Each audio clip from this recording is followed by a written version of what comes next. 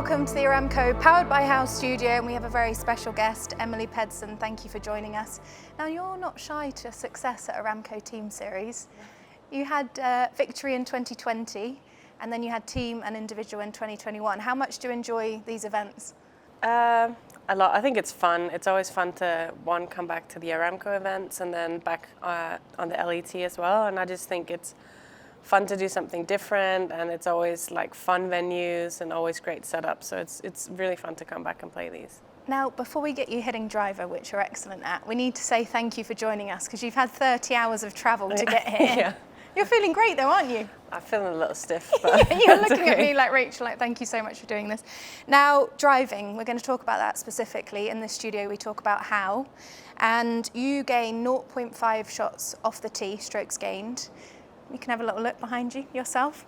You're 19th on the LPGA, average driving distance of 271 yards, which is brilliant, and 65% driving accuracy. And I asked your caddy a few seconds ago, you know, why are you great? And he says, could you bomb it? So we want to see that now. Okay. So let's talk about the foundations to start with and set up with your driver. Okay, so obviously the ball is quite far forward in my stance.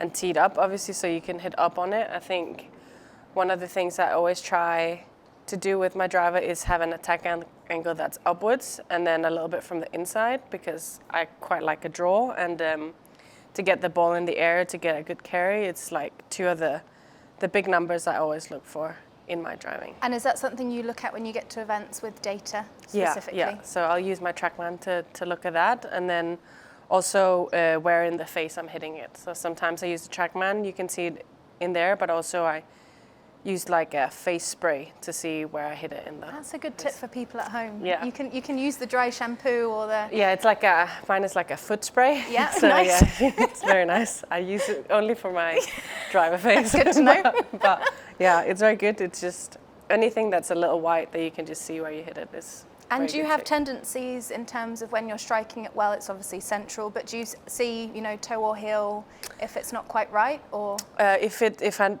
not driving it great, I tend to be a little bit more towards the toe, and then a little bit too high in the face. So I'm always trying to hit it a little bit more in the heel and a little bit lower in the face is like my flaw, what I'm trying to work on. And we see this week in with the best players, the fact that you know your tendencies. Right, let's see you set up to one now.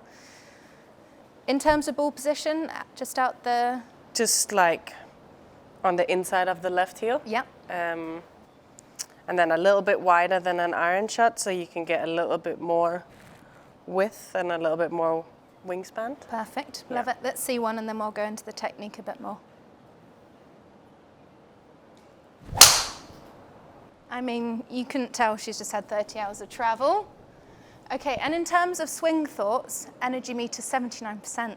That's seriously good, and we measure that off your, you know, the highest you can get, which was 291 yards. That's an excellent Aramco energy meter score to start with. So when you're actually swinging the golf club, what do you think about technically? Do you have any swing thoughts? Yeah, I think about keeping like a big width on the way back, so there's like a big turn of the body, and then I think about lifting my body up so I can hit it a little bit lower in the face, and then swing like my arms up high. A good thought, I think, is like swinging from the right hip and then up above your left shoulder, so you get that body moving up, arms moving up. And also that seems like that sort of draw bias path as well. So that's a good one for everyone. So wide. Yeah. Then down. And then down to the hip. Yeah. And then up over the left shoulder. Right, good luck everyone for trying that one at home. Let's see another one for us. And are you quite a technical player, or are you more?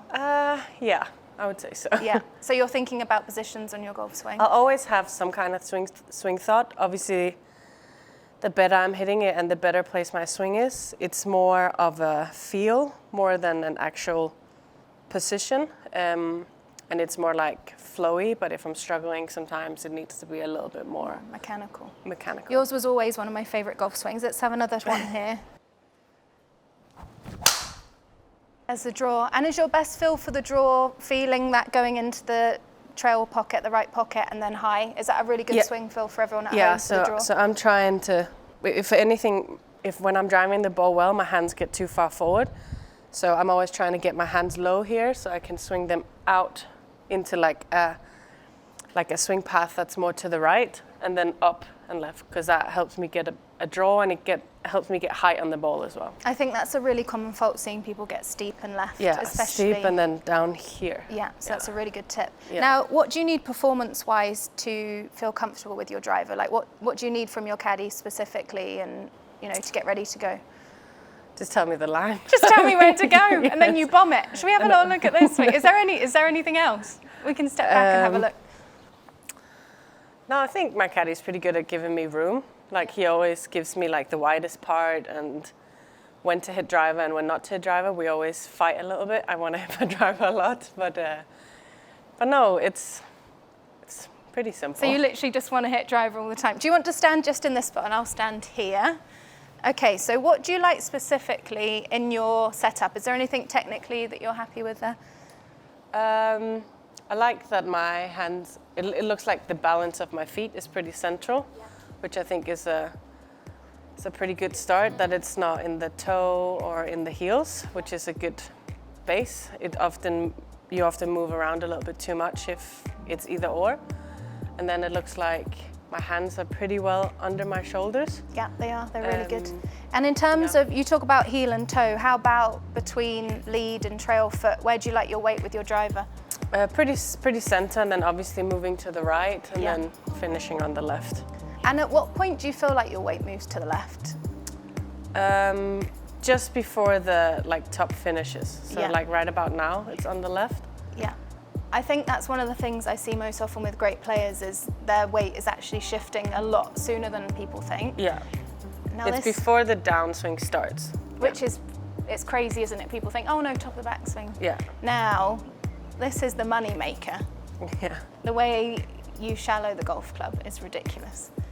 And it's what you need for the draw, isn't it? Yeah. Is that something that you've always been able to do, or is it something that you'd have to? Yeah, I've always been, when I was an amateur, it was even more. I was even more from the inside and actually had a hard time starting the ball straight or more to the left. I've gotten better at that as I'm getting older, but I've always been, especially this movement with my hand, like closing the face, is something I've always done a lot, and it's something I overdo when I struggle, but it's always been quite easy for me to close the face. Has there been anything that's helped you technically to stop that rate of closure?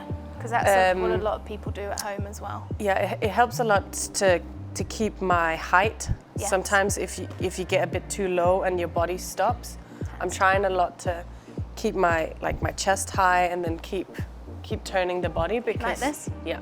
That's spot on. Because sometimes if you see your shoulders get stuck a bit too much, the only way around is really to close it. So if I'm uncomfortable and struggling, you'll see my body stop more and the hands take over a bit more. And that's the follow through. Yeah. That is signature Emily right there. Now, I think all you need then to go is just full send the driver. It sounds like that sorts out a lot of your tendencies when it's not quite right anyway. So. Yeah, I would say when I get confident with my driver, I hit it harder and harder. So I give more body turn, my swing speed goes up, and I free up a bit more, as if I'm struggling and I'll stop everything, and that gives the tendency of the hands to take over a bit more. So once you are comfortable, I think it's important, and especially for young players, to try sometimes and hit it as hard as you can and not think. It's something I've done a lot as a junior player, and I think it's obviously helped me in the where I am now. Well, multiple winner. Yeah. Thank you so much for joining us, Emily. I think you've given yourself your swing thought for this week, just full send. Yeah. Thank you so much for joining us, and good luck this week. Thank you. Thank you.